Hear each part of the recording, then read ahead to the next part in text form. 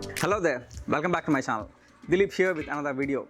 This is a detailed review of the laptop that I bought recently, which is MSI GF75. I've been using it for quite a few days. Is it worth 76,000? Let's find out.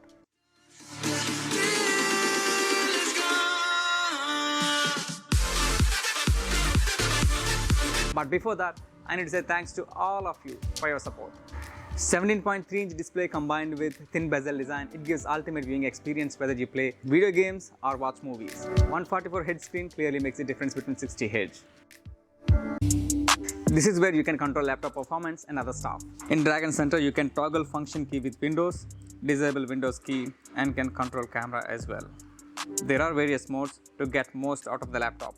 Extreme performance mode is preferred when you are doing CPU or GPU intensive work, like playing games or editing. I prefer to keep the laptop in cool boost mode when extreme performance is on. Otherwise, laptop gets very hot. You can control the keyboard backlighting. You would love to type on them. The response from the keys is pretty good.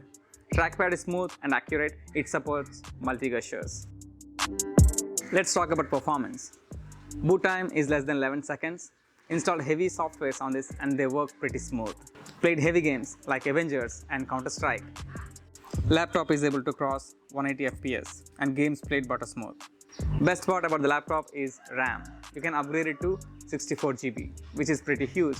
Speakers, they produce decent sound, and I don't expect much from the laptop speakers. Let's talk about the cons. Cooling fans make loud noise in cool boost mode. Let's talk about battery. I would say battery is average. It can only last for 1 hour in performance mode and can last for 2.5 hours in moderate uses like watching movies or browsing. Weight of the laptop and charger can go up to 2.8 to 3 kg, which can actually hurt your back. If you want a big screen with good viewing experience, this is a good choice. For gaming, this is the best laptop with good thermals. Heat management is pretty good in cool boost mode. It can handle all applications pretty well.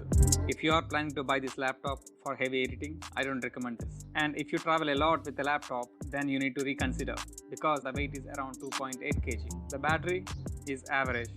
So if you're looking for a decent battery, then go for the other option.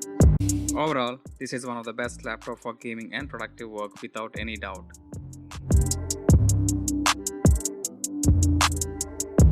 Please let me know your thoughts on this laptop in the comment section below. I would love to see them.